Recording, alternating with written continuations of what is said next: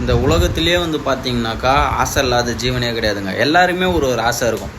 எல்லாருமே ஒரு ஆசை கண்டிப்பாக இருக்கும். எனக்கு வந்து அந்த மாதிரி ஆசை வந்து என்னன்னாக்கா என் ஒய்ஃபாக நான் பிறக்கலையே அப்படின்றது தான். ஆனால் வந்துல எந்த கவலையுமே கிடையாது. என் ஒய்ஃப் வந்து ரொம்ப லேட்டாக தான் படுப்பாள். நைட்டு ஒரு 9 மணிக்கெலாம் படுத்துருவா. 9 மணி ரொம்ப லேட்டாக தான் படுப்பாள். அதே மாதிரி காலைல வந்து ரொம்ப சீக்கிரமாக எழுந்துருவா. காலைல ஒரு 11 மணிக்கெலாம் எழுந்துருவானா பார்த்துக்கோங்களேன்.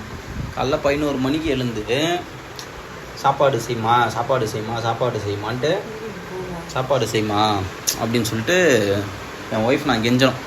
அப்படி கெஞ்சனா தான் 12 மணிக்கு சாப்பாடு வைப்பாள்.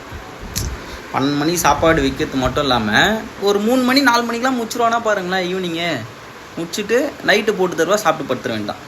ஒரு வேளை தான் சாப்பாடு ரெடி தான்.